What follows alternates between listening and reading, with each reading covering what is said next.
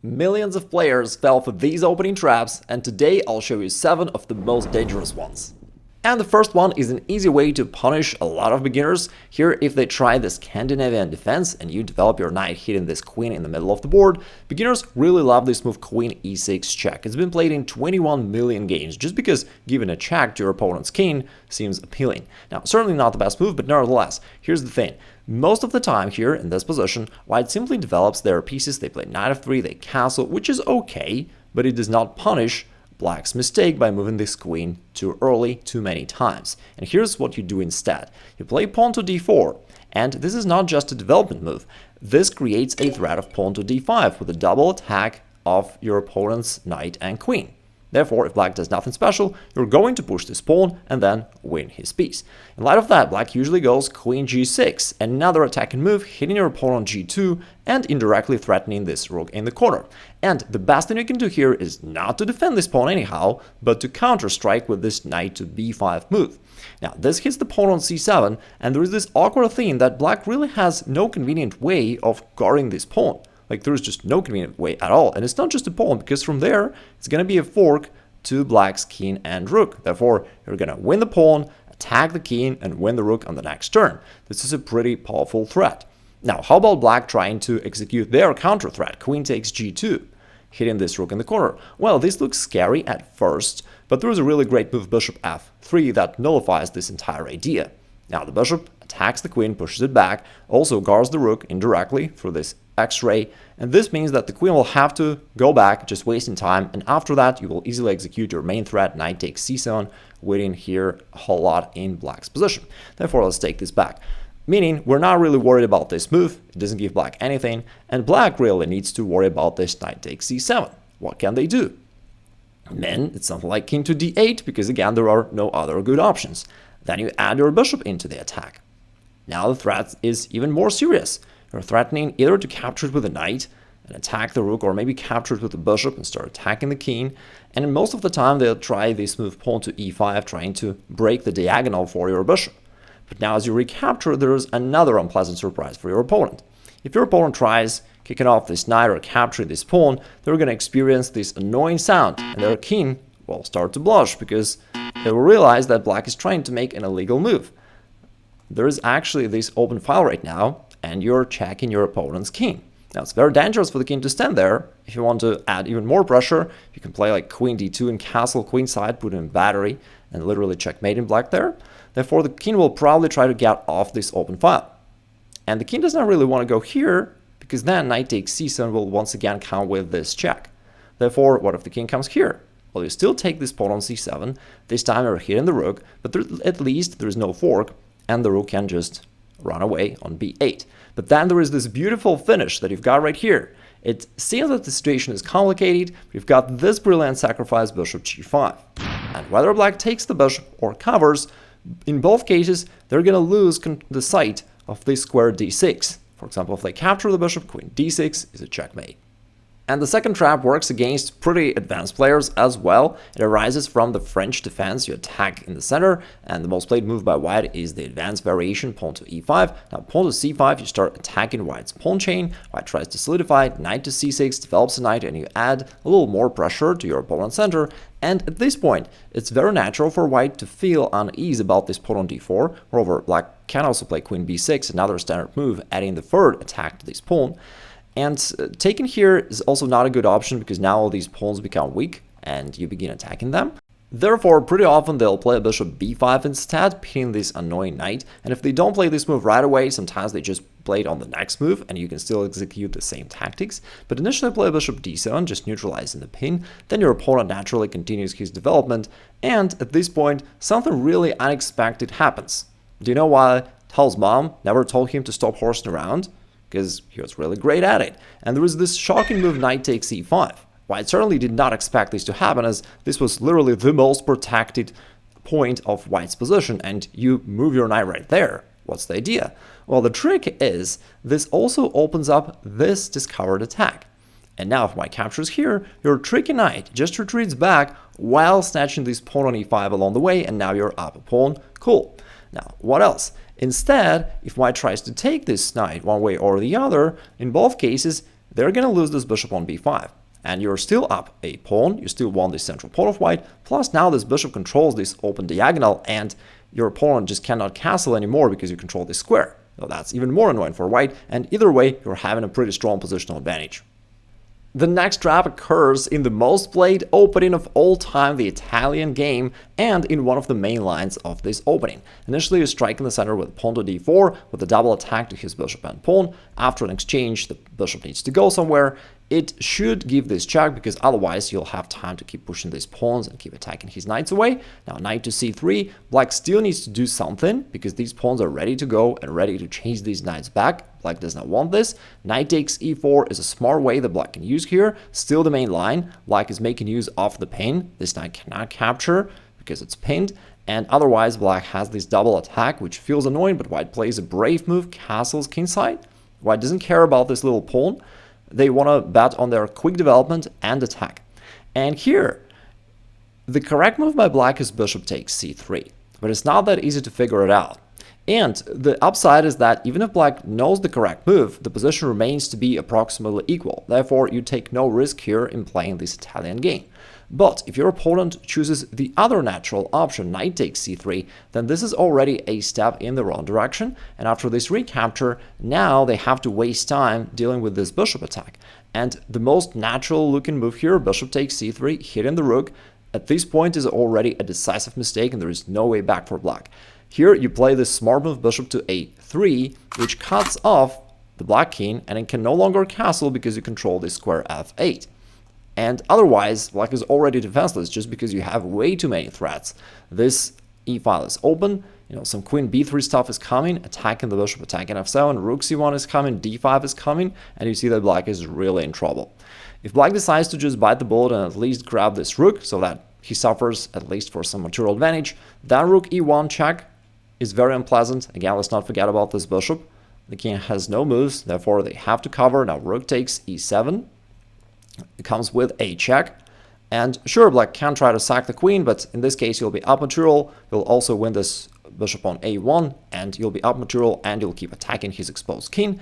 If instead he tries to preserve the material advantage and go king to f8, then you keep chasing the king with another tricky move, rook takes f7 check. The king tries to hide, but then rook to f8 suddenly comes with a checkmate. And it's funny that pretty often this move comes as a surprise to your opponent. They're like, why is this a checkmate? Why can't I just take this rook? And they just don't realize at the moment that it is actually a double check. Not only from a rook, but also from this bishop. Almost a double checkmate. By the way, if you prefer understanding chess openings instead of memorizing endless lines, I explain exactly how to do it in my free masterclass. The link is down below. The fourth trap almost looks too good to be true, and it arises from the favorite opening of the Igor Nation, the bishop's opening. Here you take your opponent out of his opening prep right on the second move, and once your opponent continues their normal development, notice that we delay development of our kingside knight, because depending on what your opponent will play here, you have two potential additional attacking plans. One of them is to push this pawn forward, sort of an improved version of the king's gambit, or in this case you can land your bishop on g5, pinning black's knight to the queen.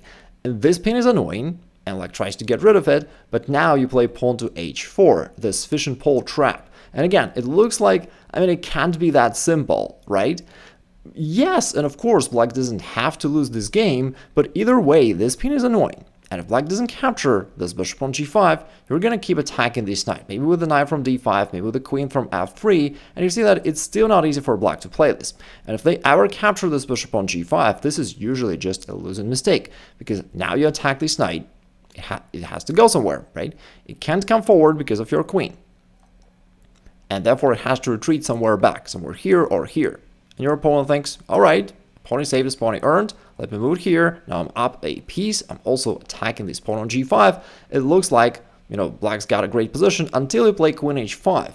And what black missed is that not only you sacrificed your bishop, but you also opened up this open file. And now black has no defense. You're going to penetrate and checkmate black. And if the king tries to run, then instead of taking the knight, you first capture this pawn on f7.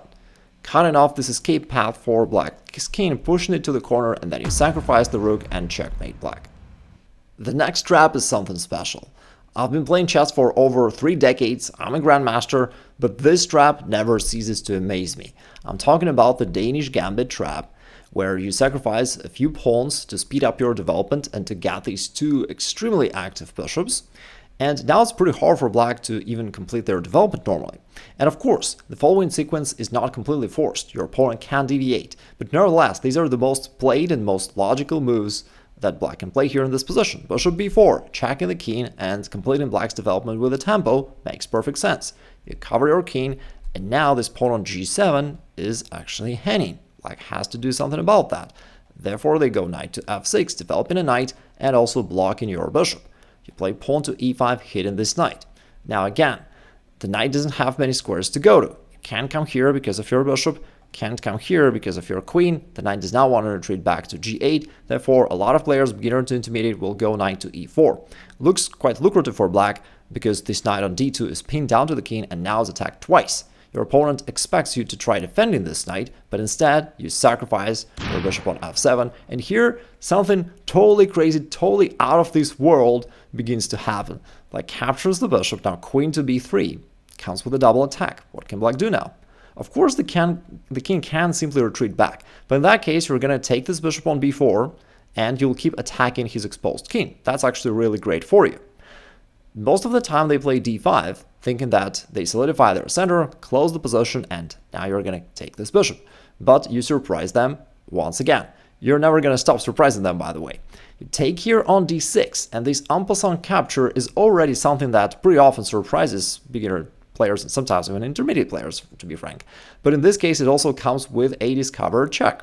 Your opponent will spend some time to figure out what the heck is going on here, and then he plays bishop e6, covering the king, attacking your queen, and now you take this bishop on b4, this knight on e4 is hanging, the king is still exposed, some queen to b7 stuff is here, this pawn is hanging, like thinks, okay, let me take here on d2, makes perfect sense, right? He definitely expects you to just recapture the knight, but you instead play another move, which is extremely difficult to find, and this whole sequence, I'm not even sure if Magnus Carlsen would be able to find it. Queen to f4 check. Really brilliant move with yet another double attack across these two diagonals. One file and one diagonal. And black cannot cover with a queen because of your bishop, meaning the king has to move. After the king moves, again, your opponent still hopes that you will play a sane, normal human move, queen takes d2. But you don't. You take here on c7. Another fork is coming. An attack of the queen and the knight. And also notice that this threat is reinforced by your queen from f4. Now black really has got both knights hanging and also the queen, which is already waiting for you. You're going to gain some material advantage. And the queen needs to move along the 8th rank so that it keeps guarding this knight on b8, because otherwise you'll take it and you'll also promote a new queen with a check, right? So queen e8, black is trying to keep things under control. Their both knights are hanging, but as you might expect by this time, you're not going to play any human normal moves. Instead of taking either of the knights, you play another mind-boggling move, queen to e5, with a threat of a checkmate on g7. And what it does is that it overloads the black queen, because the queen now needs to somehow try to keep protecting this knight on b8, which you're about to capture.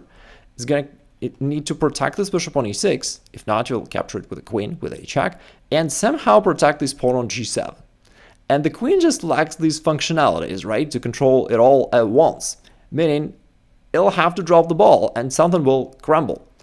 Bishop d7 is a creative counter idea by black, pinning the white knight and making it impossible to capture and to checkmate black because the queen is pinned. But you deal with this counter pin with a counter attack of pawn to c8 promo, totally bamboozling black, and I don't even know how to call this. This is the next level chess. This is like Stockfish or Gambit. Because now what it does is like cannot take it with a bishop. In this case, queen takes e8 will become possible because the black bishop will no longer be there. That'll be a checkmate. And if instead black takes here, then queen takes g7 will come with a checkmate, because then your own queen is no longer pinned. Trap number 6 is another perfectly sound trap which can work out in the most played chess opening right here in the two knights game. When white launches this knight attack aiming for the right liver attack, you block the diagonal, and once white captures, instead of recapturing, which is white's trap, you jump with your knight forward to d4. And here's what I love about this trap. if white plays any other normal move, then your position is still perfectly playable and totally fine. You're gonna probably play b5 kicking this bishop out, maybe h6 kicking this knight out, you're gonna take back this pawn on d5, and again, objectively speaking, even with the best play for white, the position is more or less equal, which is great. But in almost 900,000 games, they play this natural move pawn to d6, reopening the diagonal for their bishop and renewing the threat to your pawn on f7. Looks pretty good for white, but it's actually a step in the wrong direction. You just take, and it turns out that they're just wasting time, running around, making many moves with the same two pieces, and now knight takes f7, still your opponent does not sense the danger. They think that they're going to win something, but queen to c6 absolutely overloads white. Now, this attacks the bishop on c4, but the bishop cannot easily retreat because it needs to guard the knight. Plus, you also hit this pawn on g2 and maybe even queen e4 check to white's king. There are just way too many threats for white to handle. And if, let's say, they simply capture this knight on h8, then you take this pawn on g2 and attack the rook. The rook has to come here. Now queen to e4. And again, this is a kind of classical known trap, but it still works, and it's very satisfying to deliver this smothered checkmate. The next trap is a bit tricky, but still works, especially in blitz. It arises from the Scotch Gambit, where instead of taking this pawn on d4, your knight gets out of control and jumps forward to g5. Now you're potentially eyeing on this square. Maybe you want to play bishop c4 and add one more attacker. Black feels annoyed. They want to get rid of this knight. They play pawn to h6, hoping for the knight to retreat back, but you just bravely sacrifice it on f7. And the way I think about it is that it's sort of a very advanced version of Scholar's Checkmate, where you can really catch your intermediate chess bodies with this trap. Now the king has to capture it, bishop to c4 comes with a check, and the most natural move by black is just to retreat the king back to e8, and that move is also a losing blunder.